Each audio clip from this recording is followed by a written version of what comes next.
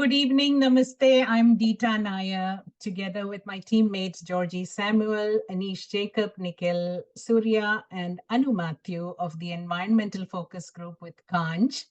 Would like to welcome all of you to today's webinar on World Water Day. Wishing everyone a happy World Water Day. I do have a few rules of the house to convey here. You all will be muted, and when called to speak, please remember to unmute yourself. KANJ is happy to provide certificate of participation to students here today. Kindly reach out to the KANJ team leads after the event. There will be a pop quiz at the end, and we invite you all to participate. This webinar is being recorded and will be telecasted on our social media platforms later. And because of that, please keep your cameras on and keep smiling. Enjoy. Handing over to Anu Matthew. Thank you. Thank you, Deeta Chichi. Hi, everyone. This is Anu.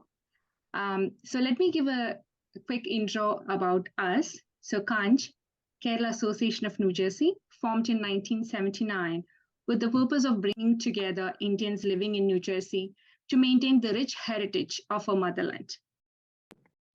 KANJ provides a platform for the Kerala community to come together as a whole to celebrate our culture and traditions.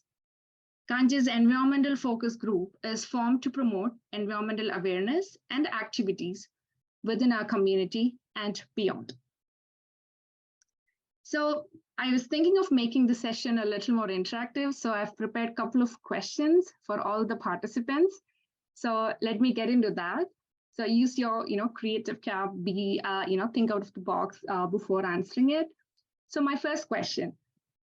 So what keeps the ocean intact and doesn't let the water leak out? Does anybody know the answer? If the participants know the answer, please type it in the Zoom chat box. I can repeat the question. What keeps the ocean intact and doesn't let the water leak out? Anybody? Difficult question. Yeah. Gravity. Lucia and Capt. There is a check question. There is an answer from the chat. Gravity. Atmosphere. Wow. Gravity. Wow. Moon. Wow. Moon. Yep. It's a fun question. People are being Yeah. I can give a little bit a clue. Maybe it's a marine animal. Maybe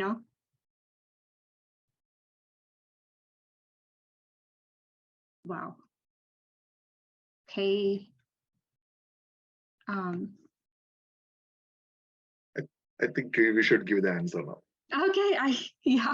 Because the answer, the ocean has seals. The seal, the marine animal. That's what it was not a complicated question. It was supposed to be a funny question. So sorry. Okay, anyways, let me move to the second one. So the second question is, what does the ocean do when communicating? What does the ocean do when communicating? Yeah. Oh, wave. You got an answer in the chat. Yeah. Yes. It just waves. Yep. Okay. Thanks, everyone. So I just want to know, what is special about today, March 22nd? It's all in our banner, right? So World Water Day.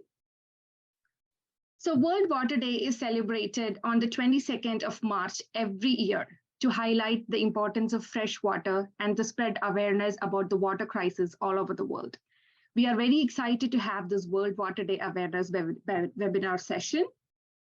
So upon next, I would like to welcome KANJ President, Vijesh Karad, an environmental engineer by profession. Vijesh has more than 17 years of experience in water and wastewater treatment, modeling and digitization of wastewater industry. Vijesh is currently the Vice President-elect of the New York Water Environment Association. Welcome, Vijesh. Over to you. Yeah, thank you. I know. Sorry, I'm supposed to be home by this time, but I'm in an Uber because of some mess up in New Jersey Transit in New York. So sorry about that. So first of all, a warm welcome to all of you, especially our speakers actually. Thank you so much. It's great to have you guys here. So this topic is very close to my heart. As Anu pointed out, I'm an environmental engineer focused on wastewater treatment and modeling and things like that. So this is something I breathe and eat every day. On the context of the World Water Day, a couple of points that I would want to make. There is about 8 billion people, 8 billion and still counting, right? People in the world. 2 billion people do not have access to safe drinking water. And in technical terms, we call it potable water, right? So that is 1/4 of world's population. So we should be really thinking about this, and then we should consider ourselves very lucky to have these kind of infrastructure around us, right? So I'm actually coming today from the World Water Conference in UN, at UN. I was the delegate for the conference, and it's heartbreaking to hear all this very sad stories from people from different parts of the world, Africa and other places, where people struggle for water, right? And it's a constant fight to get access to safe drinking water.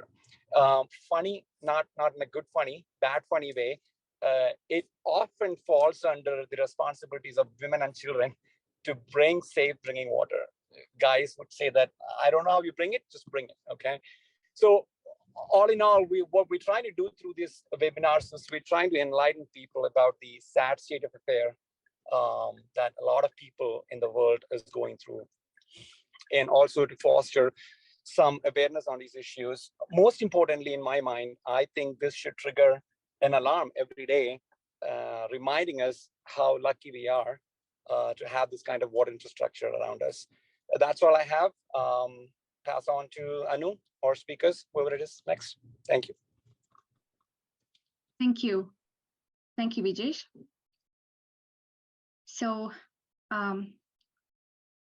let me give a quick intro about our key speakers today.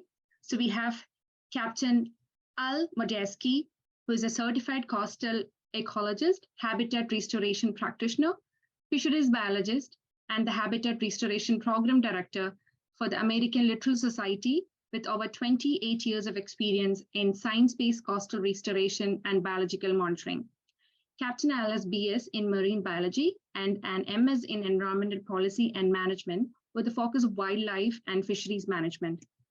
On behalf of the Society, Captain Al has managed numerous restoration projects in New Jersey and New York, to include living shorelines, beach restoration, salt marsh restoration, maritime forest and dune creation, flood control and riparian restoration, oyster reef creation, marine debris removal, and fish passage. Our next speaker is Lucia Osborne, is a Littoral Society's Delaware Bay Program Director and has degree in environmental science from Stockholm University, where Lucia won the Provost Scholar and Bullerstein Distinguished Scholar Awards.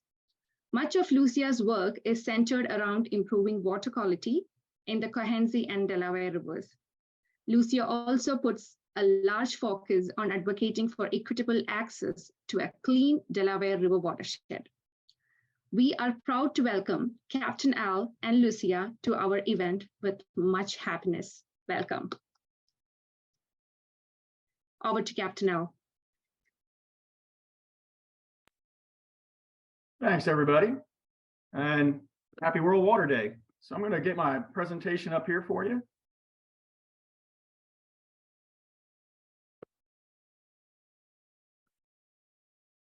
And everyone can see that, correct?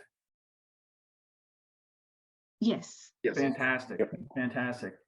So thank you for the great introduction. Thank you for having me. Amazingly enough, everything that you mentioned I did before I was even 17 years old. No, I'm kidding. It took me a whole lifetime to get where we're at today.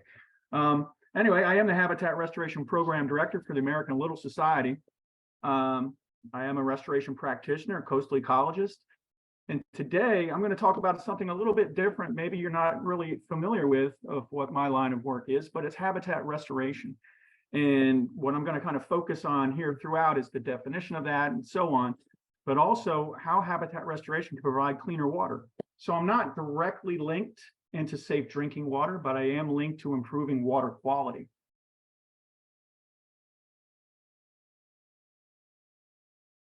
There we go.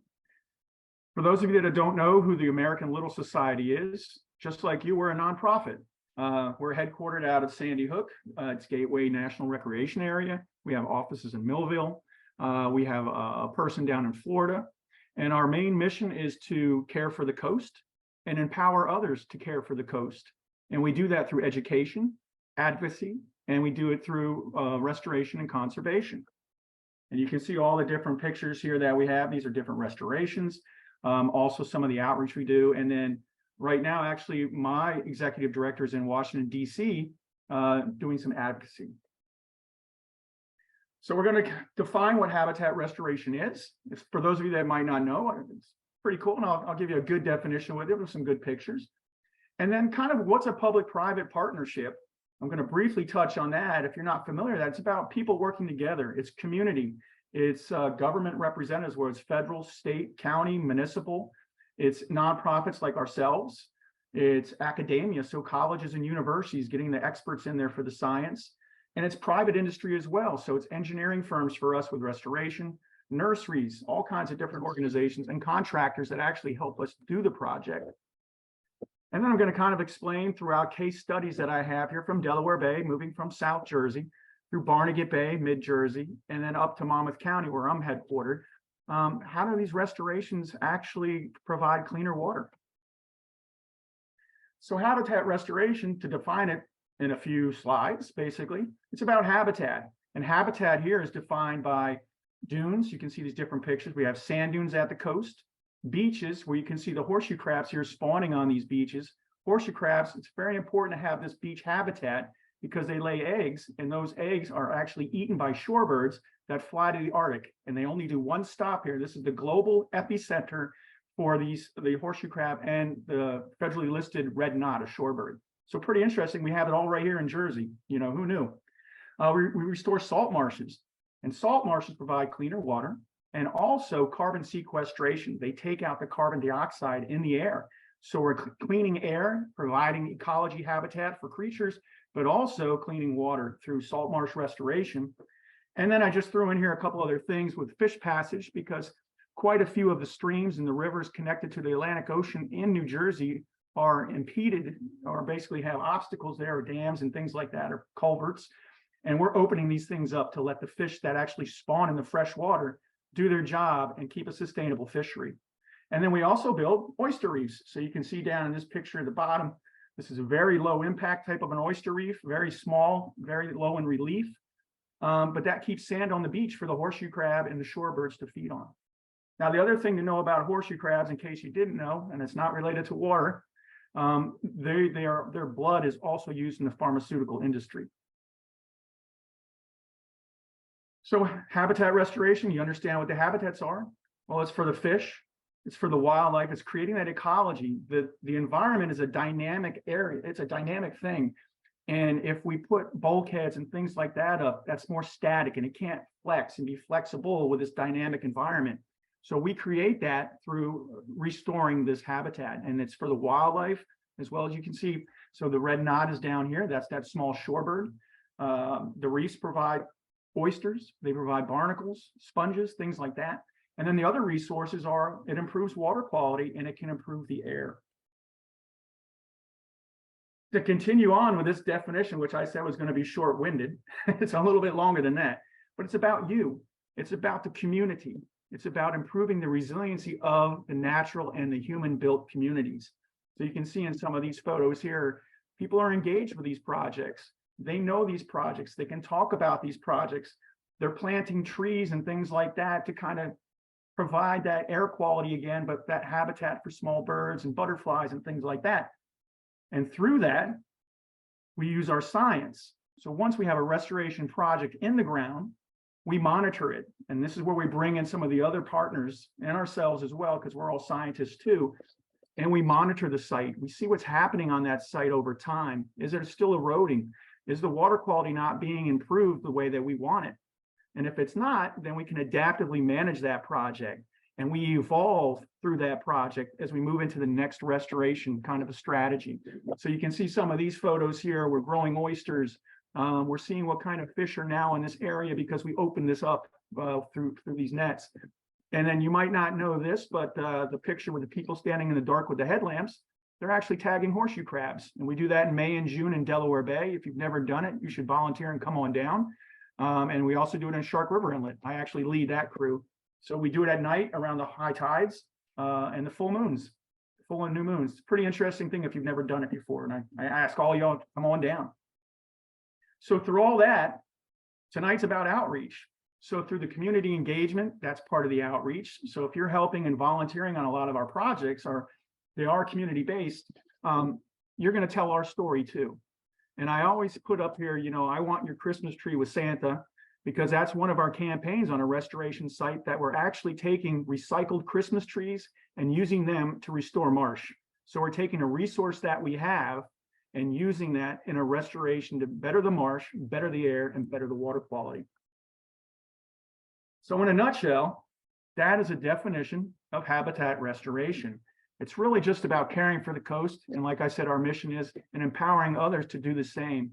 And for me, I really like the fact that we're connecting the ecology to the community, and the community's starting to understand, hey, I didn't know 4 blocks away I had horseshoe crabs, or, you know, I didn't know there was a fiddler crab here and they're going to come out in late March and they hibernate over the winter. All these kind of things, the kids especially learn.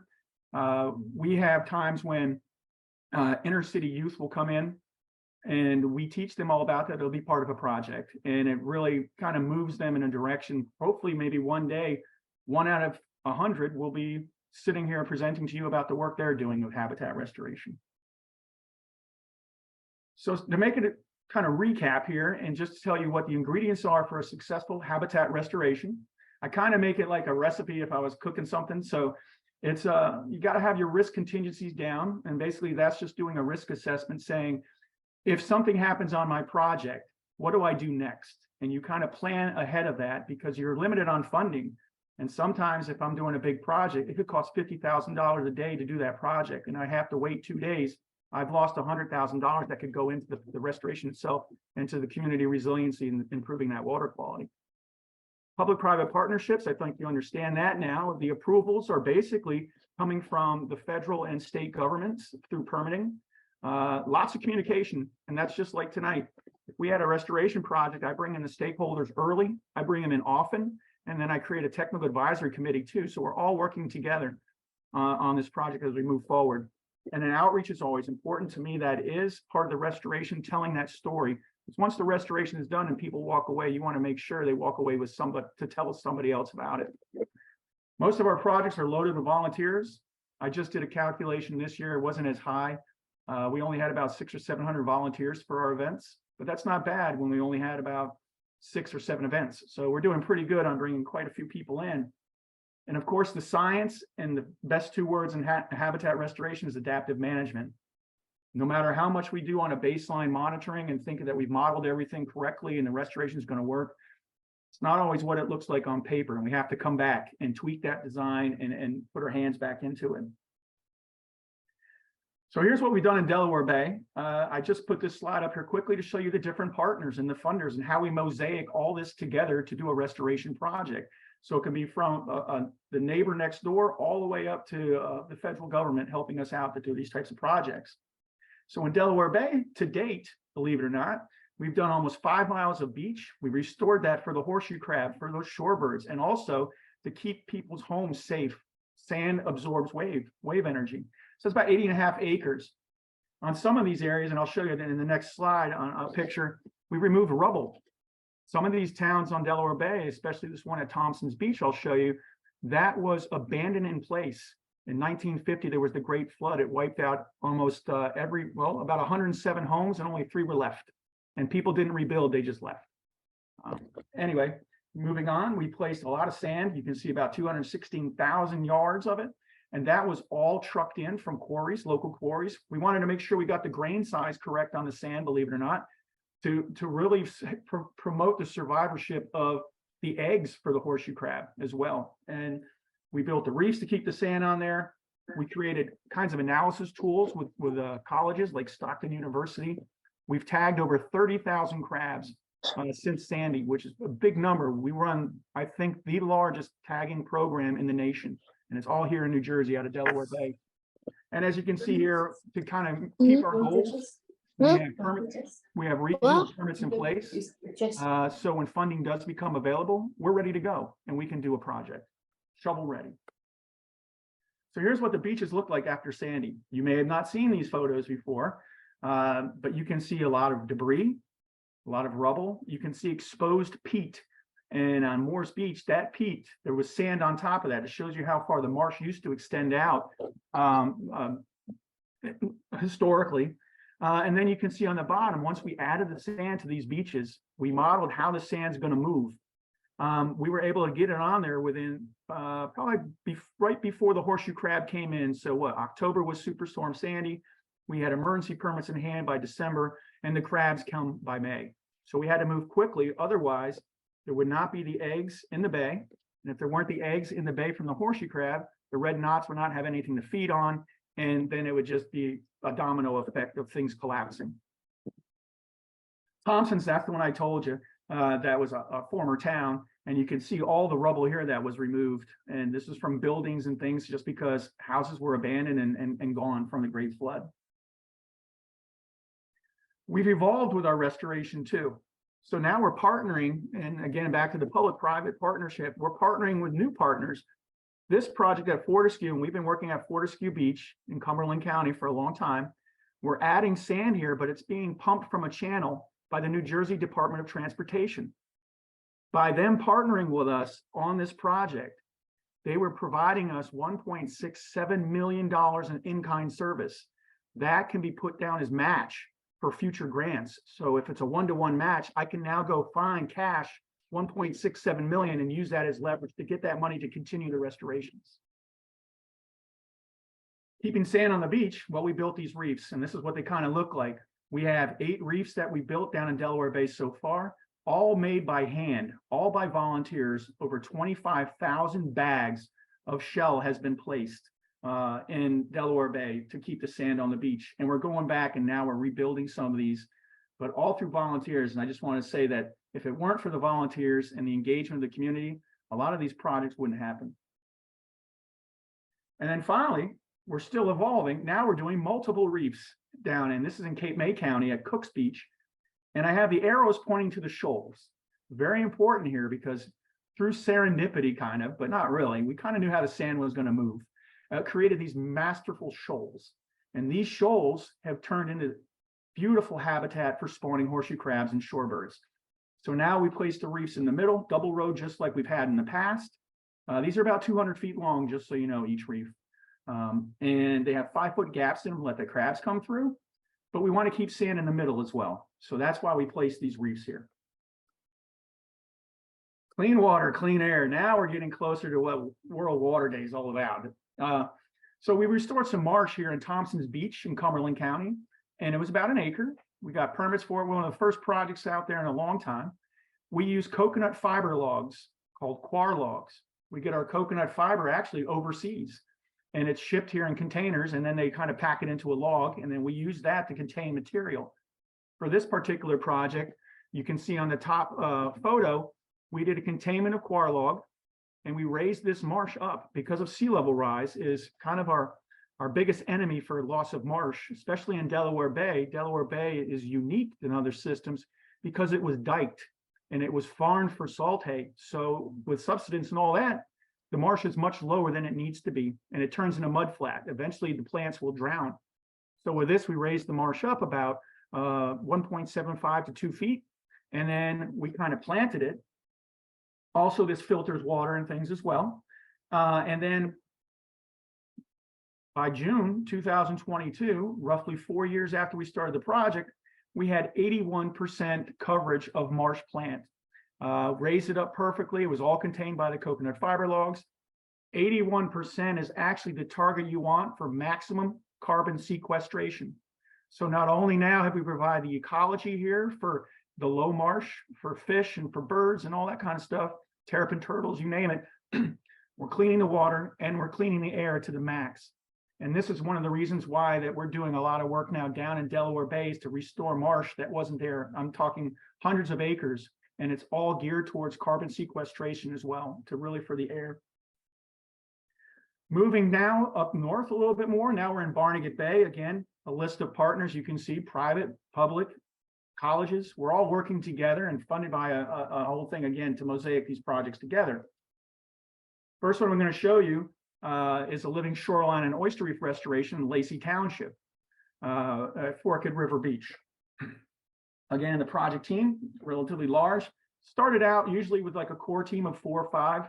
And by the time I was done with this project, I think we had 14 partners in it already, which is great to have. And everyone brings something to the table to really round out the project. The goal of this was to restore and enhance about 2,600 linear feet of shoreline. You can see in the background here, the bay is now coming through people's backyards and through their back doors at high tide and during storm, or at least it was. So we wanted to install living shoreline reefs, similar to the reefs that we did in Delaware Bay, but the difference is the structures that we used, and that the fact that Barnegat Bay only maybe has 6 inches of tide range, whereas in Delaware Bay, we have 6 foot to 8 foot tide range. So how do we use volunteers and things like that and community engagement, build that and do this project? So we also had outreach programs in place at the aquarium as well. And we start telling the story through posters and things like that and displays and through our social media. And we also made a video of this. So you can actually go online onto our website and you can see a slew and a whole suite of videos and things that we've shot as we do these restorations, whether it's with 12 people or 150 people. This is the end product. So these aren't small projects. Again, you can see the double row restoration. Okay, we did that, but we use what's called a HESCO unit. And this really ties into today. HESCO units are used by the military as barriers. And originally this project, I was speccing out and I understood that the United Nations had 1 mile of these HESCO baskets and I was going to try to get them for free. Unfortunately, it didn't happen. We had to purchase them, but it would have been a really cool kind of tie-in to say, look at this, United Nations, we put it right here in front of this project site. This is now protecting the town. We're hopefully going to be adding sand to the beach one day here. And the way we involve all the volunteers is down here in the south. You can see this little area, every one of these HESCO baskets, and these HESCO baskets actually end up being 3 together, tied together. They're about 12 feet long, 5 feet wide, and 4 feet high. They were all hand built. And we did that Monday through Saturday. On Saturdays, we do college kid day, high school day, and people would just come out and really get involved here. So a lot of good volunteer time here, and this is the end product. You can also see on the outside here, as we think through some of these things, we have pilings in place, and that's made for icebreakers, as well as for educational signage, and also signage to say, hey, watch out, there's a structure here, so don't drive your boat in here, kind of a thing. Here's the Christmas tree one. So this is in Point Pleasant, and great community engagement. It's at a place called Slade Dale. Slade Dale, he was one of the first mariners for power boats and things like that. And he actually went up and down the Intracoastal Waterway in what's called a sneak box boat. First guy to ever do that. So pretty interesting history in this area. But there was no low marsh. And as you can see right here in the middle, how that marsh has been eaten away over years. I think they've lost about 600 feet roughly over the years, and we want to rebuild that back. And it's kind of a pocket marsh. So what we decided to do was build cribbing and fill that cribbing with Christmas trees. And we do that every year. So volunteers come every year and we fill this with Christmas trees. We use coconut fiber rope because that deteriorates after about a year as well. And that's when we come back and redo the whole thing again. We usually do that around Earth Day. And as the mayor, Mayor Bob once said, it's like Christmas time in the spring. So it smells like pine trees and pine needles all over. And just, it's really been a great project. It hasn't cost a lot of funding. It actually started with $4,000 coming from the Rotary Club of Point Pleasant. and they gave us one of their presidential project awards of 4,000. We permitted this whole thing and then started mosaic and funding together. Again, you can see this on YouTube or on our site. We have our own YouTube channel. Here's where I live in Bradley Beach. This is where I want to start to really get into the water quality piece of it. You have a lot here that was paved basically with recycled asphalt. It's right on the beach. After Sandy, this whole area was wiped out. And the only thing that was left after Sandy is, if you see in this one picture down here, were these 3 black pine trees. So again, that kind of proves the point that the environment is dynamic, and we need to create something dynamic if it's going to stay there and protect us and improve our water quality, not something static. With this project too, which isn't shown here, there's stormwater drains and everything that go directly into this coastal lake that would sheet right off of this site. So what we did is we came in, it's I think we're on our 13th year on our phase 3. We finally finished it. We actually dedicated this to our past mayor, Mayor Julie Schreck, who helped us get us started, but unfortunately passed away from cancer before the first plant was ever planted. So we dedicated that to her. We planted the dunes, we planted this whole thing, and right now this forest looks great. We added fencing to make it aesthetic. It's probably one of the only maritime forests that's been built in New Jersey, but there is a really nice one down in Avalon if you've never gone down that way. Then we moved into, say, Shark River Inlet, and we're starting to do hybrid shorelines. We got to restore marsh. We have storms coming, kind of going to take away homes and condominiums and things like that, and then working with Neptune Township and others and all kinds of partners. We built back 90 feet of marsh to this marsh sill, which you can see in the third picture. We added e-concrete. E-concrete are mattresses on the toe edge of this where you have a navigational channel. That navigational channel with boat wakes and stuff was really eating up some of that shoreline too. So this, again, absorbs some of that energy because of the way the mattress is built. And then the plants as well absorb that energy from storm, and the sill protects all of that, keeping it in place. Right after we built that, it was full of little fish, and the birds were in there feeding and having a good old time. So it really helps here. Not much on water quality for this project, but for community resilience and engagement. Everything planted here was planted by the people that lived in the condos and from colleges and all around. I actually teach a class here every year for KANJ University. I bring students out who want to be ecological restoration practitioners and teach a class and get their hands on a few of these different projects. This is the one I'm just finishing. And if you're around on March 25th between 11 and 3 and you can brave the rain, we're going to be planting 16,000 plants out here with all volunteers. I think right now I have about 100 of them. This is a 2,000 linear foot section of South Riverside Drive and Shark River Hills in Neptune. Originally, it was FEMA, it still is, it was FEMA funded for a bulkhead. And the town, the residents got together and decided they didn't want that. And they marched on the town and marched right into City Hall during a meeting and said, we want a natural strategy.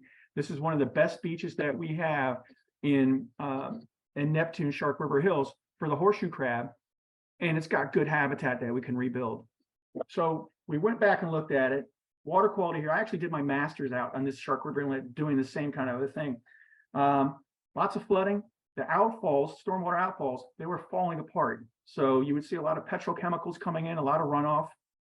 And it was just not looking good. And I'll show you a couple pictures real quick.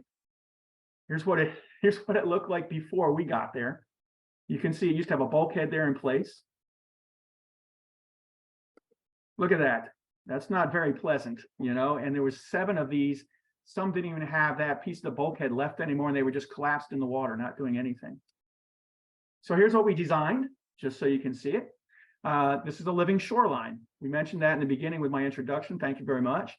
And a living shoreline is pretty much here. We have a sill in the front, and that's made with shell and rock and tensar mattresses.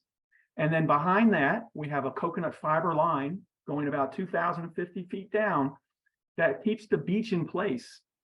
The beach has been done at a 1:8 or 8:1 slope. And right in between that, you can see this, that's the coastal marsh. That's called Spartina alterniflora, or the low marsh. So again, now we're treating runoff, we're treating the air, the beach, the sand, the berm, and the sill. All of this is kind of promoting that and resiliency to the community. The berm is here. And that's what we're going to be planting on March 25th. Like I said, we have 16,000 plants we're putting in. Come on down if you feel like it. It's on our website. Please register. And now here's what it looks like today. So this is that 2,000 linear foot living shoreline that we created. We were able to bring the beach out to where the sills are, and you can see that. We have access. We built access in a way so people can get on it very easily. You used to have to kind of climb through the trees and things like that to get out there. And for now, because winter has come, and we didn't have plants on there, we had to put silt fence around it so sand would not blow in people's yards. Because look how close we are building to people's, right in the neighborhood. We posted signs with QR codes on every utility pole that people could just kind of learn what's going on. And then we blog every week saying, here's what's happening, or 300 dump trucks are coming through today or in the next week. So be ready for that. And they're going to start coming at 8 in the morning. So if you see them coming, don't worry. Public loves it. And we've had 2 good stakeholders meetings so far. And we intend to see, like I said, at least anywhere between 70 to 150 people show up on Saturday if it's sunny. If it rains, I'm not sure yet, but I know at least there's 35 kids coming from Rutgers because it's Scarlet Night Day. And that's it, pretty much for habitat restoration. I touched on a little bit there for you. I hope not too much, because I want to keep you guessing and keep you asking questions. But basically, it's a community way and working as a team in these public-private partnerships that together we truly can make a difference for a better world for our kids and future generations. Thank you.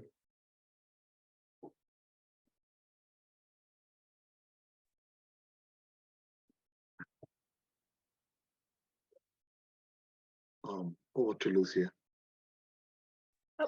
Thanks so much. All right. Hey, y'all.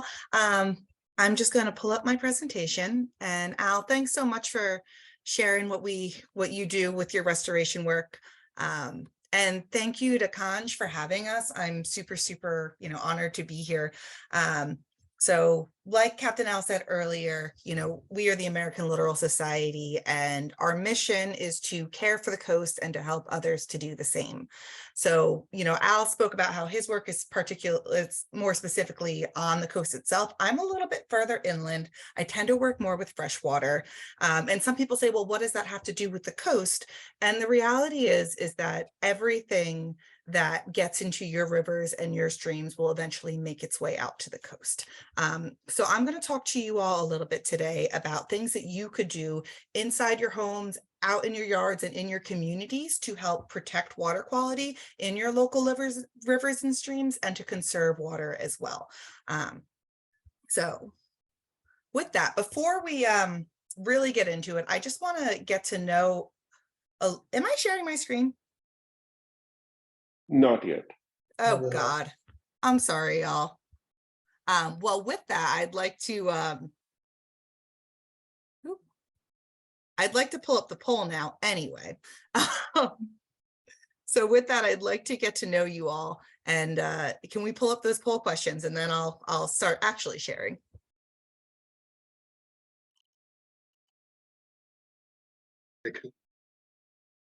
Awesome. So I just want to get to know you all a little bit, and this kind of helps me to gauge some of the things I'm going to say. So we've got a poll up for you. The first question is, do you live in a watershed? If you do live in a watershed, say yes. If you don't, or if you don't know, all those options are there. I'd like to know why you're most interested in protecting, or what you're most interested in protecting water for. I think all of the options are super important, but maybe you just pick the one that's most important for you. And then also this will kind of help me gauge my talk a little bit. The areas that you're most interested in making changes in your life to protect water, whether it's in your backyard, inside your house, in your entire neighborhood, or maybe, we just want to change the whole world.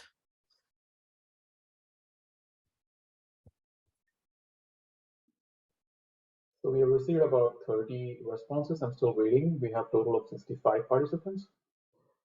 Okay, great. And I'm happy to give everybody maybe another minute. And if people don't get to answer that, that's okay as well.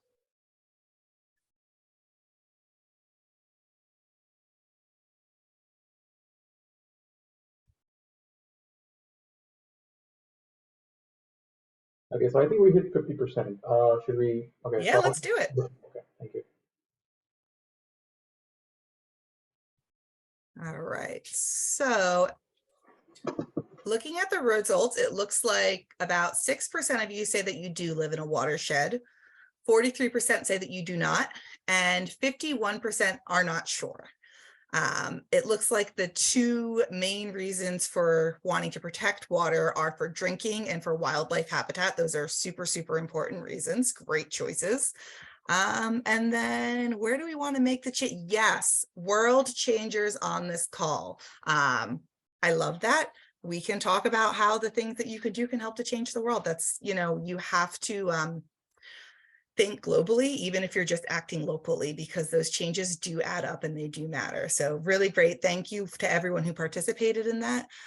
With that, I am now going to share my screen. Okay. PowerPoint.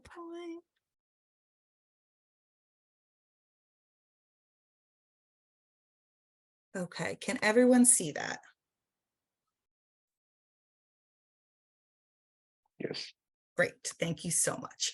Okay, so the first question was, you know, who lives in a watershed? And about 6% of you were confident that you did. That's, you know, great for you, 6%. The reality is that 100% of us live in a watershed. And that's because a watershed is very simple, and that is the land around a body of water where the water will eventually flow over to and get into a body of water. So essentially when it rains, water is going to either go underground and travel to the nearest river, stream, or lake, or it will travel over land to the nearest river, stream, or lake, which means every place is actually a watershed, because eventually any water, any piece of precipitation is eventually going to make it to another body of water. In the state of New Jersey, we break our watersheds down into 5 water regions, which are the Atlantic coast, the Raritan, the Northeast, the Upper Delaware, and the Lower Delaware. And then we further break those down into 20 watershed management areas. And if anyone's ever heard of the watershed ambassadors with the DEP, each watershed ambassador has is responsible for one of these watershed management areas. If you're not familiar with the watershed ambassadors, I highly recommend working with them. They do really great community events, volunteers, workshops. They can gear them towards any age group. So fun things for the little ones, or things that can be a little bit more serious for the older, more serious folk. So that's a really great program, but there are 20 watershed management areas in the state. And then we have 594 what's called HUC 14s. Those are hydrologic unit codes. And those are the smaller, more broken down watersheds. And those are what we use in the state and in the federal government for regulatory purposes. So when there are when the state is looking at our water quality data, they're looking at it at the HUC 14 level, and that can help them decide if action needs to be taken or should be taken, because sometimes action isn't always taken when it should be. But that's where the water quality data is broken down to, those HUC 14s. So how clean is our water? The answer kind of depends on what you're looking to use it for. So there's something called the Clean Water Act, and that is a federal rule that came out in 1972, or act, not a rule. And the purpose of that was to protect water and make sure it was usable for swimming, fishing, and drinking, and also to support aquatic life. So the Clean Water Act, it is not perfect at all, but it is the best thing that we have as a nation right now. So that is what we're working with. Now it breaks out the different uses for a specific water body into general aquatic life, trout aquatic life. The reason why trout is broken out separately is because it requires much cooler water temperatures. If the water gets too warm, the trout just can't survive. So it's a little bit more sensitive, so it gets its own special category. There's water supply, which is the water we use for drinking, which is super, super important for lots of obvious reasons. There are water for recreation, so swimming and boating, that's called primary recreational contact. And then there's water for food, so shellfish harvest and shellfish harvest, excuse me, that's a hard word to say today, and fish consumption as well. And there are different types of data that we look at depending on the use that a water body is designated as. So let's see how we're doing in the state of New Jersey. And I will tell you, it's not the best. But, you know, we as individuals have the opportunity to work on that. So every body of water, all, you know, 590 or so of our HUC 14s are designated to support general aquatic life. And the vast majority of them are failing, basically. So they are not meeting basic criteria to support life. Maybe not in every single area, but at least in one. So for support of aquatic life, it's mostly dissolved oxygen levels are too low. It is biological factors are too low. So meaning there aren't enough small critters in the stream that are able to survive and, you know, act as essentially fish food to support that ecosystem. And it's also because there's high levels of nitrogen, and nitrogen is actually a big one because that doubles with our drinking water supply as well. Trout life is, there's only about 200 bodies of water in the state that would be qualified to support trout either which way. But again, the majority of them are not meeting the criteria. For fish consumption, we have issues with mercury being the primary reason that those water bodies aren't meeting criteria. For our drinking water supply in the state, the biggest factor with why we have water bodies that don't meet drinking water supply standards is because of arsenic. And unfortunately, there's not much that we can do in our daily lives to limit the arsenic that's in our rivers and streams. The reason being is that in New Jersey, arsenic is naturally occurring in our geology. So the rocks and the stones and the sediment that's just naturally occurring in the bottom of our streams, they do contain arsenic. So that's something that we have to handle on the other side with our water filtration, with our water treatment plants, and then also just with where we're sourcing our drinking water from. But the other main factor that limits what drinking water supply is nitrates. And that's something that we as a community can work to manage. So I'll talk a little bit more about that as we get going. For primary recreation, we have about half the water bodies that are not meeting criteria. And the main reason for those are high levels of bacteria, so E. coli and Enterococcus. And the main reason for that is either high levels of nutrients that get into the waters and then they eventually raise bacteria levels.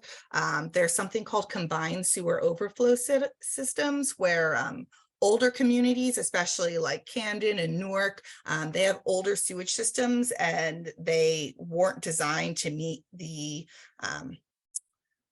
impervious surface, which is something I'll explain in another minute, but they weren't designed to manage the amount of stormwater runoff that they're getting. And that means sewage actually gets overflowed into their water bodies, which is a really big problem that we are working to fix. And again, for shellfish, same as fish consumption, the biggest issue was mercury. Right. As far as water quantity in the state goes, this is today's report from drought.gov. So we're doing pretty well right now. About 15% of the state is considered abnormally dry or worse. That's my neck of the woods down in South Jersey, where we're a little bit dry. This is much better than last year, though, where about 96% of the state was in drought conditions. And about 7.2 million people in the state were being impacted by drought. Now, even though we're not in a drought right now, that does not mean that we shouldn't conserve water. We get a lot of our especially in South Jersey, a lot of our drinking water comes from the ground, which means it's slower to recharge. So if you deplete, even if you're not in a drought system, if you're still taking water out faster than it's coming back, you're going to run into supply issues down the road. So there's one other thing I wanted to talk about, which is called drought and deluge. And it looks like my video will not show in this slide. So maybe we'll sneak out to YouTube. Hang on one second. Still have it. Okay. Can everyone see that I've switched over to YouTube? Yes. Great. Okay. So I'll just explain this concept very briefly. When you have drought and when you have especially dry soil, you actually, it sounds counterintuitive, but you also get put at a higher risk of flooding. And I'm just going to show this little demo really quick to explain that. Basically, they put 4 cups of water or 3 cups of water on wet grass, normal summer grass, and very, very dry grass. And what you're going to notice is the wet grass, the water actually percolates into the ground the fastest. The normal grass, a little bit slower, and the heat wave grass is the slowest. There's a couple reasons for that, and mainly it's because when soil gets really, really dry, it becomes hydrophobic, or that literally translates to afraid of water, but it means it stops liking the water. And the reason for that is surface tension. So the simplest way I could explain that is if you're, if it's a rainy day and you're looking at your window and you see 2 raindrops sliding down your window and they, get closer and closer and closer together, and then boop, they just combine into one super raindrop. I apologize if you hear my dog barking in the background. And they just combine into one super raindrop. That is your surface tension, and those water molecules are attracted to each other. So when there's no water molecules to attract the water that's in the cup, or that precipitation that's falling, when it's really, really dry, you actually end up at a higher increase of flooding once you do get that rain. And that's something, that's really important to think about, because with World Water Day, we want to conserve water and we want to protect our water quality, but we also need to think about how we're managing our water so that it's protecting people from flooding as well, because water is our friend. Water is super important. It's also very, very powerful. And if we don't manage it properly, it could harm us through flooding. With climate change, we're experiencing something called drought and deluge. And those are patterns that NOAA has reported out on, and it's essentially saying that we are getting longer periods of dry spells, so longer periods without rain, and then shorter periods, but much more intense, heavy rainfall. So this was Surf City, which is down by me in South Jersey last summer. I mentioned we were in a drought, and then we got a big rainfall, and then the whole island flooded because of what I just explained. All right, next slide. Okay, so I used this word before, which was impervious surface. And basically an impervious surface is anything that water cannot percolate into the ground in. So, in the last slide where you saw that very, very dry piece of grass, it was acting as an impervious surface. But typically we think of, rooftops, parking lots, roads, buildings, things like that. When you have more impervious surfaces, when it rains, that water is going to run off, which is, why we call it stormwater runoff. And then that water is going to travel over land through the watershed to your nearest river or stream.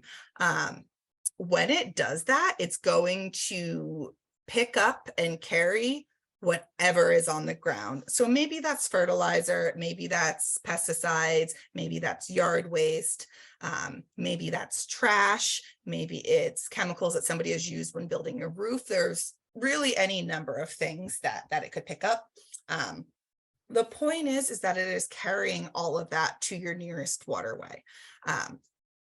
Over here, I just have a photo of Philadelphia during, I think that was Ida, Hurricane Ida, when it was flooded all the way to the top of the parkway, which was really a crazy storm, if anybody remembers that, about 2 summers ago.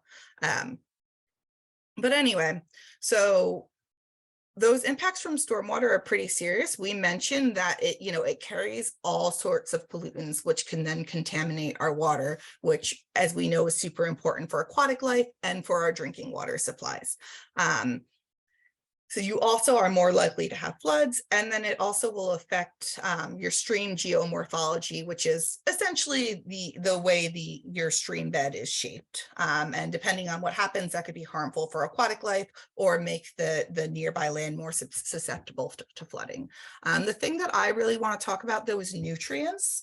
And the reason why I mention is that nitrate is the second most common impairment for drinking water sources, or for drinking water designated rivers and streams in the state.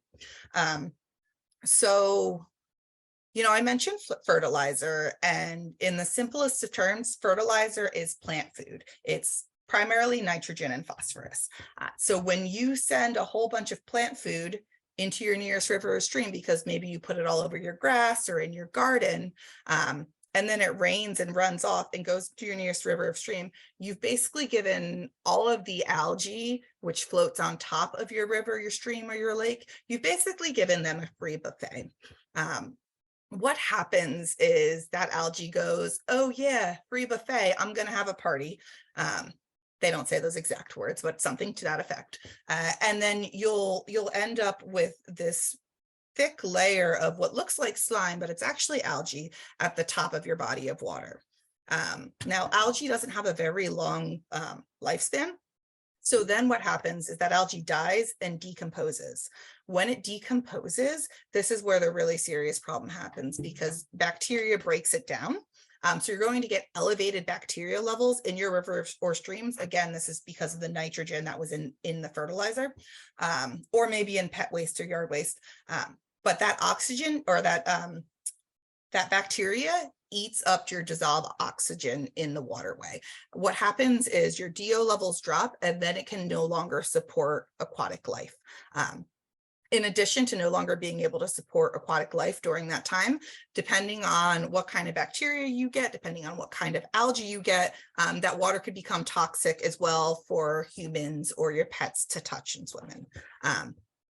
So, you know, even though we think, oh, it's just fertilizer, it's just nitrogen, it can actually cause really, really serious problems in our waterways. Over to the left, I have kind of that North Jersey, New York view.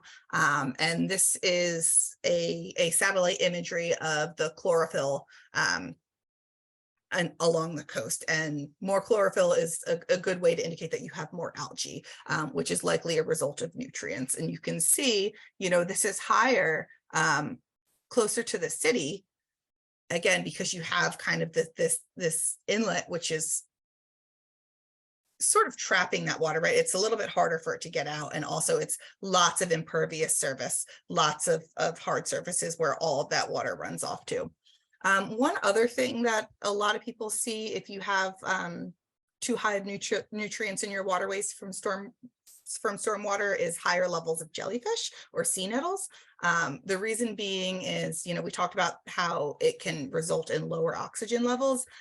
Jellies, they don't mind those anoxic conditions, but their predators do. So they'll still hang out and be okay, but there's not anything to eat them. Because their predators have died off. So if you've ever, you know, gone out to the dock and there's just jellyfish everywhere, that's likely an indication that you're dealing with lower oxygen levels, which is most likely because of stormwater runoff. So there are things that we can do in our daily lives to prevent this. One of the simplest and easiest thing is if you are a gardener to work with native plants. And if you are not a gardener, you can still tell the people in your community, particularly, you know, your city officials who manage your parks and your school campuses, you can tell them that you want to see native plants there, as opposed to your traditional landscape plants, which take up a lot more water. So if anyone doesn't know what a native plant is, it's basically any plant that is from here, which means it's co-evolved with the other species in the area. It's evolved to survive off the amount of rainfall that we normally get. It's evolved to survive with the type of soil that naturally occurs in our area, meaning you don't need to use fertilizers. It's also probably evolved to be more resistant to different predators and pests, and it gets along well with the other species around them. So native plants, they'll really make your life easier because they're lower maintenance, because they require less water, less fertilizer, less work to keep happy, and they're also better for the environment. One other thing too is that, your garden is often a source of food for wildlife, and your local pollinators, they're more likely to recognize native plants than they are to recognize non-native plants. So again, native plants use less water or use less fertilizer and less water. Over here, we have these two projects called rain gardens that we've installed. Well, actually, we've installed a lot more than two, but these are just two examples of them. And a rain garden is something called green stormwater infrastructure. Basically, it is a nature-based solution to help prevent stormwater. So essentially, it's a garden that is, engineered and designed, but ultimately dug out so that it's lower into the ground and can act as a vessel that essentially traps your stormwater and slowly percolates it back into the ground. Now, this is really important for a couple of reasons, right? Because we talked about water supply and water quantity, and what's happening with rain gardens is it's slowly returning water that would have run off to a river or a stream back into that groundwater source, which is something that's very, very important for our drinking water supplies. And then there's a lot of magic that happens in that soil. It's not quite magic, it's actually science. But in that soil, there are natural processes which help to filter out nitrates, which help to filter out phosphorus and other sediments, which means you're going to end up with cleaner water. In the long run, you'll end up with lower levels of bacteria. And it also, because that water has to travel slowly underground to the nearest river or stream over time, it's going to be much cooler. So when we talk about, trout and needing that cooler water, it also helps with that. And I think the coolest thing about them is that they just disconnect your gutter from the storm drain. So right here, this is a project that one of our members installed at their house. And, we host workshops where people can learn how to design their own rain gardens and then install them. So this is one of our members who installed a garden at their house. And you can see right here, this little pipe. And what they did is they took their gutter, they connected the pipe to the gutter, and now all the water from their gutter goes into their little rain garden, and the water from their roof is now being filtered. Other things that you can do, and this is again outside of your house. One thing is called xeriscaping, and that essentially is, I don't know what's happening with that. That essentially is gardening without the need for irrigation or the need for water. So using your native plants is a great way that you can do that. I'm sorry, I don't know why I'm getting scribbles on my screen. I do apologize for that. Selecting plants that make sense for your yard. You can do things to improve your soil. So if you're, somebody who tills their garden, you can stop tilling your garden and it will help it retain water better. You can use mulch, which helps to improve your soil moisture. And then you can also, irrigate efficiently and intelligently. And I'll talk about ways to do that next. So for irrigating efficiently, a couple things that means is adjust your watering based on the weather. If you have, your sprinklers on a timer that goes off, 5 a.m. no matter what happens, sometimes it's raining at 5 a.m. or during the day, and you don't need to water your plants. So if you stop watering your plants, if it's raining, you're going to just by nature save water. There's something called a rain gauge that you can get. They're usually like $4 or $5 on Amazon, and essentially it just tells you, how much rain you're getting or how much rain you've gotten, and it'll let you know, if you actually need to be watering your plants. And if you are planting things that need to be watered, I would say, water either early in the morning or in the evening to reduce your evaporation rates. There are these super fancy smart irrigation meters, and they actually have they've been designed to meet criteria from the EPA. It's the WaterSense program. But they are things that you can get at a hardware store, and they will either reduce the amount of water that your sprinkler head sets out. There are actually like super high-tech smart controllers that if they sense there's enough moisture, they won't turn on. And WaterSense controllers, they can save on average 8,800 gallons of water a year, which is pretty impactful. The other thing to think about is uniform distribution. So this person, they want their nice green lush lawn. That is fine if that's important to you. I'm going to talk about other things you can have besides a green lush lawn. But one thing that if that is something that is important to you, just spreading out your sprinklers evenly. You can even put little cups out to see, am I getting the same amount of water? If you're, watering one side of the yard, much more intensely than another side, you're going to just have to rewater the other side again. So making sure your distribution is uniform is another smart way to save water. Soaker hoses are great.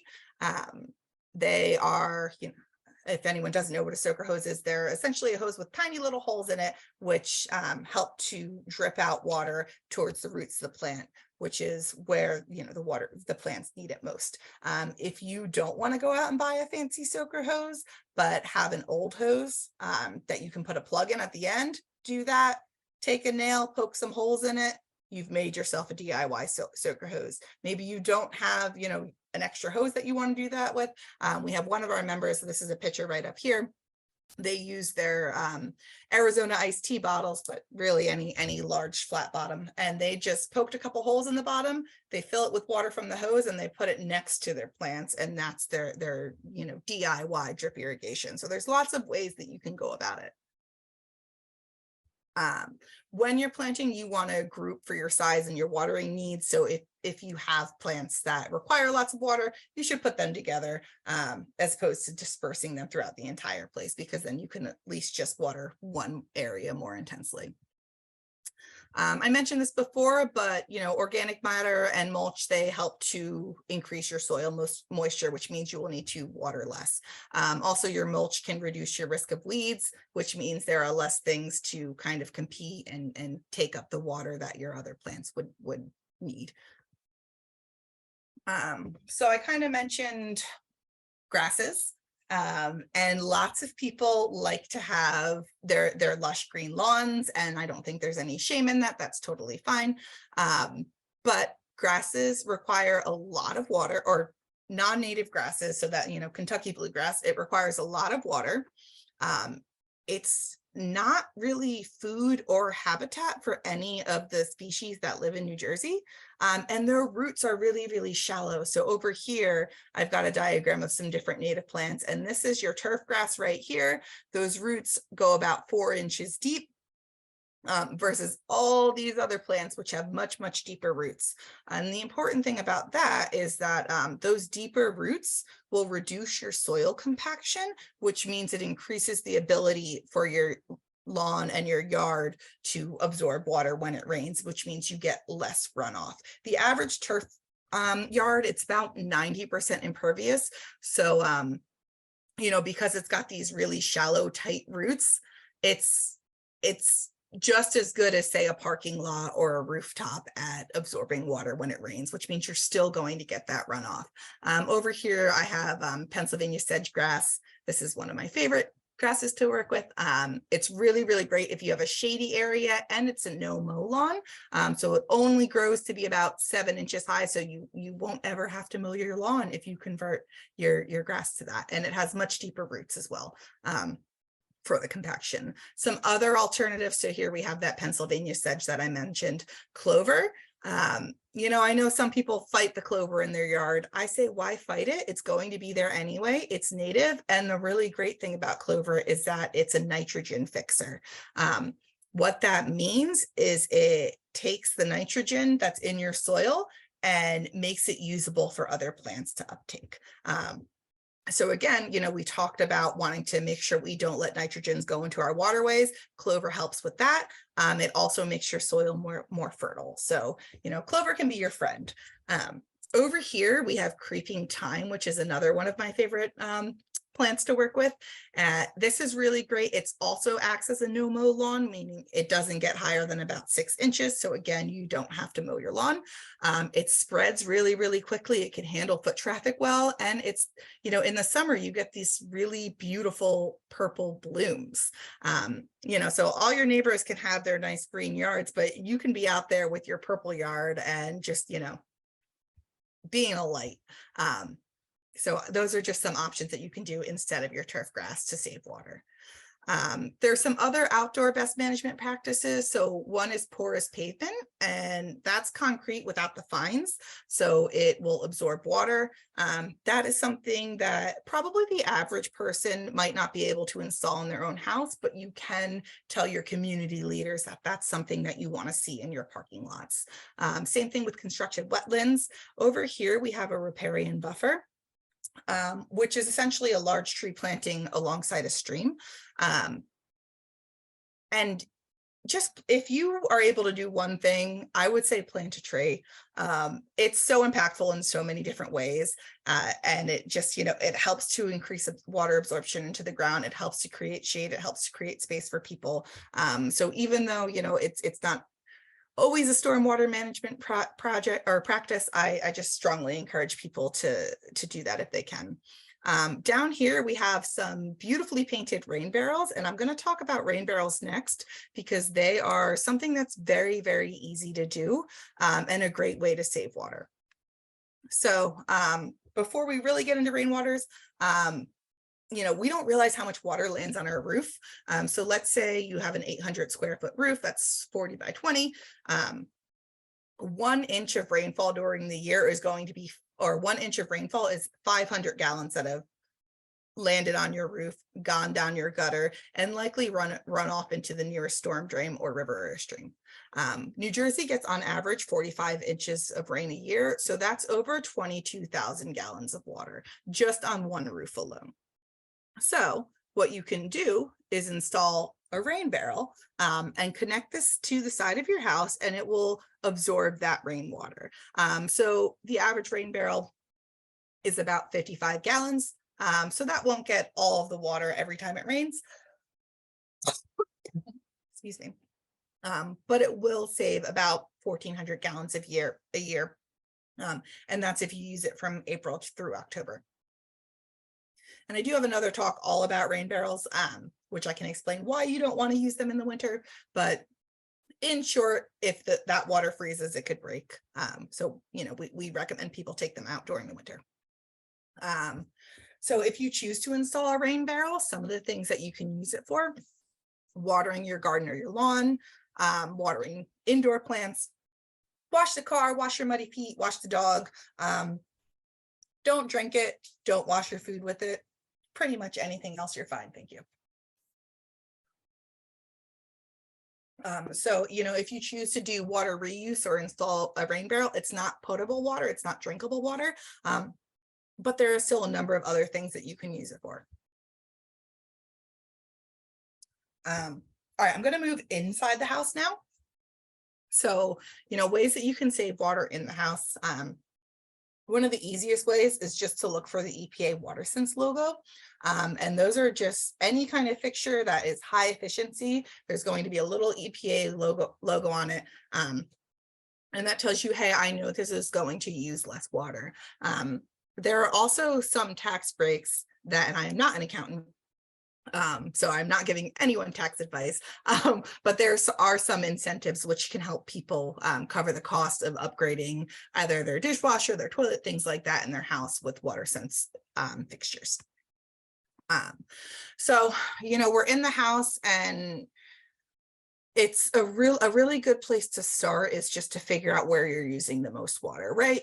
You know, if you don't really ever use your dishwasher, replacing your dishwasher might not be as effective as, say, you know, replacing your shower head or your toilet. So one thing that you can do is just a simple home water audit.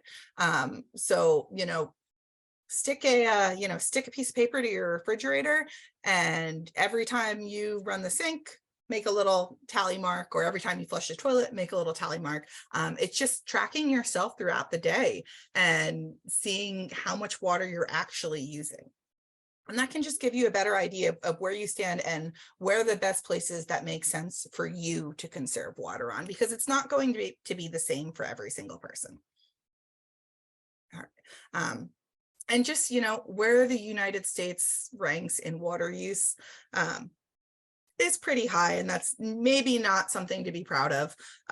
Today is World Water Day, and it's a call to action and a call to awareness for people to understand, value, and protect their freshwater and drinking water sources. And when you see that the average US household uses 151 gallons of water a day, that's quite a lot, especially when you're comparing it to someone like in Mozambique who uses 1 gallon of water a day.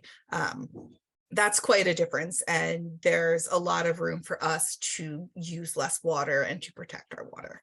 And I'm not trying to shame anyone either. I just, want us to think about that a little bit. So, let's say you've done your water audit and you've said, okay, the toilet is a good place for me to start. Oh, actually, that's not what I want to talk about this slide. I'm sorry. So one of the easiest ways that you can conserve water in your house is to find your leaks and to fix them. So, a leaky toilet can waste up to 200 gallons of water a day. That is crazy. If you hear your toilet running all the time, you probably have a leak. If you have a leaky faucet, it is not that hard to tighten it up, or a leaky hose. Things like that can end up saving a lot of water. To see if your toilet is leaking, they have these very fancy leak detecting tablets, which you put into the tank of your toilet, and it will turn the water blue. When you come back later on, if the water in the bowl has turned blue, then you know that your toilet is leaking. Now, yes, they have these very fancy leak detecting tablets. You can also just use regular food coloring and it will do the same thing. But that's, a leaky toilet is one of the most common and the biggest ways that you can save water. There's also something called faucet aerators. So I have a picture of them down here. They're very inexpensive. They, cost about $5, although I've definitely found it for cheaper than $5. And they're very easy to install. You just screw them into the tip of your faucet, and then it reduces your water by about 45%. The reason being is it, adds oxygen. So or adds air, not necessarily oxygen. So it's going to keep your water pressure up, but still use less water. Lucia, just sorry to interrupt, just doing a time check. 9:40. It's 9:40? 14. Oh, okay, great. I will skip ahead then to some things that you can do as far as behavior changes and getting people to, be aware. So, simple things in your house like turning off the water, or, cutting your showers, really super easy. But the other thing is, getting other people involved. And, there are a lot of ways to do that, but I think that the easiest way is to, be kind when you're talking to people about this and telling them why conserving water is important to you, and helping other people to also conserve their water. So, hey, this is what I do to conserve water. Here's what you can do. Really just spreading awareness is super important. You can put little signs up, or you can work with your schools or your community leaders to install signs. One thing, there's a lot of studies that show that behavior change is more effective when you ask people to do something positively. So, hey, please save water, please turn off the tap, as opposed to, don't waste water, don't let the water run, don't take long slides, long showers. People, people respond to that a lot better. And the other thing is just to be active in your community. Please go to your city council meetings, go to your school board meetings, find out what they're doing, and tell them that protecting and conserving water is important to you. They will listen to you because they, you are their constituent, so they have to listen to you, they have to hear you. And the more people we get to do that and to, you know, tell our leaders what's important to us, the more likely they are to make that change that's, you know, on the larger scale. So with that, I've got a couple of resources that I will email to you, and then or that I'll email to Georgie, and then you can share them with whoever's been on this webinar, whoever's interested, and I will end it because I was talking a lot. Very informative information.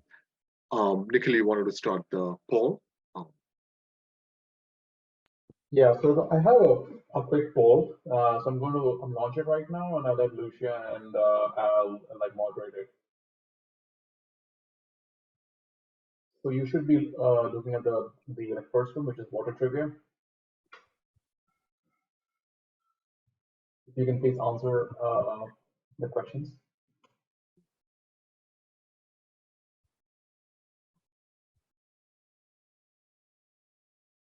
I mean, are you seeing the questions? Yes, we can see them. Yeah. Oh, wait, I'm sorry. Did you want me to read them out loud? No. Yeah, okay. I'm getting some responses here. Thank you.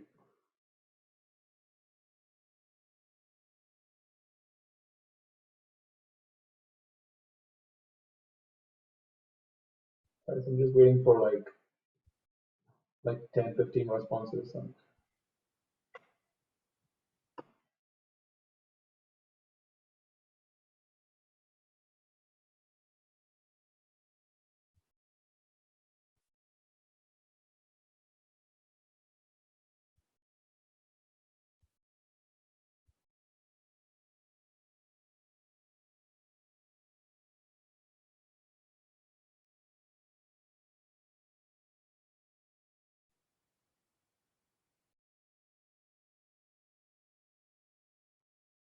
all right, I'm going to end the poll now, and I'll share the results.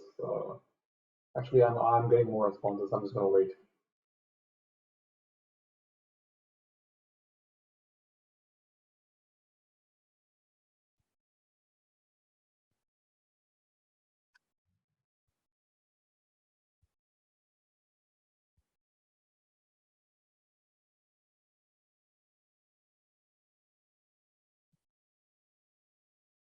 All right, I have got 26 responses, and I'm going to end the poll now. Yeah.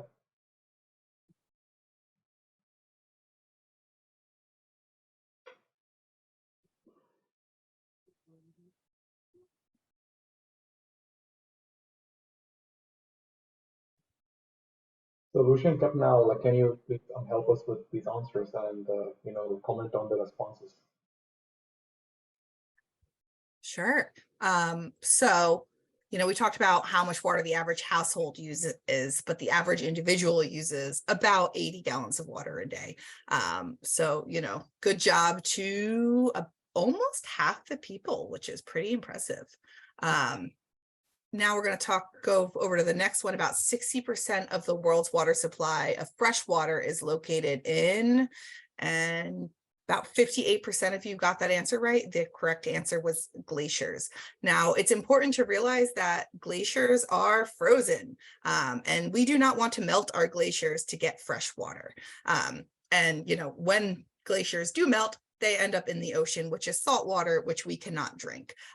So, you know, even though so much of our planet is water, there's actually not that much of it that's available for drinking. So this next question is less than blank percent of the world's water supply can be used as drinking water. And the answer is less than 1% of the world's water supply is actually available for drinking. The vast majority of our water is in oceans, like we just said, which means it's salt water. We can't drink salt water, and it is very, very expensive to take out of water. Then we have most of it is frozen. We do have some in lakes as well, and then some of it is underground as well. But less than 1% is actually available for drinking. And then 1 gallon of gasoline, how much water can that contaminate? The answer was 750,000 gallons. So when you think about water or gasoline that's leaking from your car, when you think about large scale oil spills, that has a really, really big impact. Thanks. All right, thank you. So in the interest of time, we'll just do one more, which is about virtual like water. So I'm going to launch that right now.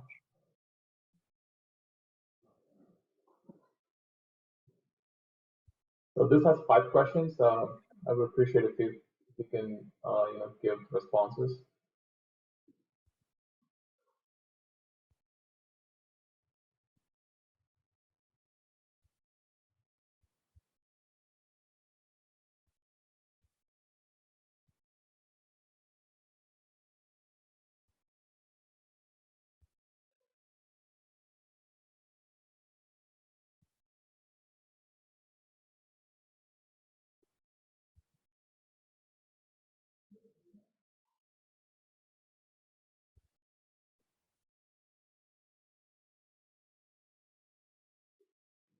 How many polls?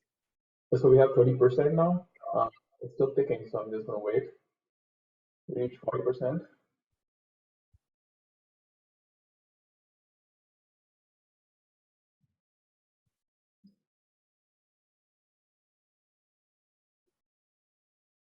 All right, I'm going to give it a minute and then we can end it. I know it's a bit late, so.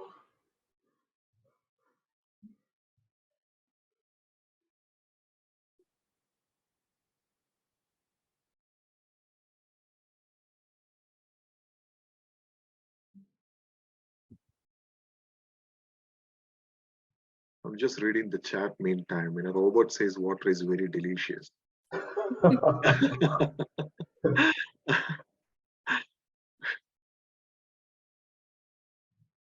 By the way, that was not me.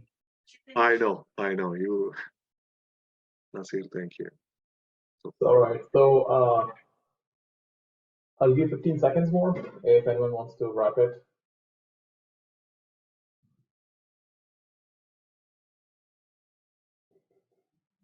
Are we done?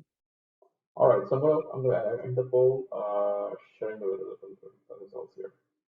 Lucia, do you want to help us with this one too, please? Yeah, sure. Just so you know, this is the concept of virtual water, and it's how many gallons of water goes into, growing the materials to use it, irrigating the crops, or water that's used in the processing of manufacturing things. So one apple takes about 19 gallons of water. One car takes about 120,000 gallons of water to make. One bicycle, on the other hand, is only 35 gallons of water. So if you're able to ride a bike instead of drive, you're actually saving water as well. One beefsteak or one steak is 1,200 gallons of water. And honestly, one of the best things you can do in your daily life to conserve and protect water is to eat less meat, for that reason alone. And then the last question, how many gallons of water does it take one glass of wine? It is 32 gallons of water to make one glass of wine. A lot of vintners use something called flood irrigation, where they flood out their entire vineyard, which is not very efficient when it comes to water. All right, thank you very much. Georgie, over to you. Right. Let's say there is a question and a Capt Ali can take. What are the volunteer opportunities in your world? There is a question from Tom. Yeah. So I know I do the volunteering in South Jersey. So we actually have a cleanup on Saturday in South Jersey, which will be in Vineland, New Jersey. Captain Al mentioned his core log, but you can go to our website and, his planting comment. You can go to our website, littoralsociety.org. There's a volunteer tab with lots of opportunities. I also want to highlight the NJ Watershed Watch, which they have volunteer stream monitoring as well. So you can, work with them to actually get in the streams and do the stream assessments to monitor for water quality, which is a lot of fun. Al, do you want to jump in? I was just going to say, we update our website regularly, and at least in my line of work, the restoration, when we do plantings and things like that, or the tagging, it all depends on the project, but with the tagging in Delaware Bay and Shark River Inlet, we have our schedules out already.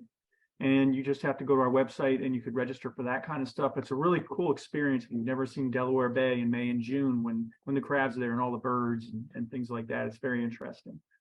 So yeah, just keep looking at our website and always feel free to reach out to us personally. You saw my email. I get emails from everyone and I answer them all. So if you have a question, just feel free to ask me. Yeah. So what a way to end the day today. You have a great compliments from one of our participants. You both are too smart, it seems. Thanks, Robert.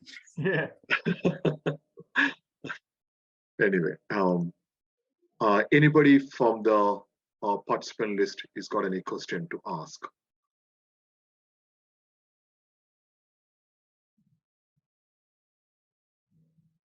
You don't get this opportunity again. Any question? One thing which I would like to reflect from the Lucia's presentation is that while brushing, we keep opening the tap. That's a wrong practice. Which I can institute immediately at my home because I was reflecting on the thoughts which Lucia shared on the ways of saving the water inside the home. Yeah, that's a huge one. I do see Jewel in the chat asked, how do you know if a plant is native? And so as you garden more, you'll get to know what's native and what's not. But if you ever want to look it up, you can use Jersey Friendly Yards. So jerseyfriendlyyards.com, and they have a whole New Jersey native plant database. So if you're ever not sure about something, that's the site I would direct you to.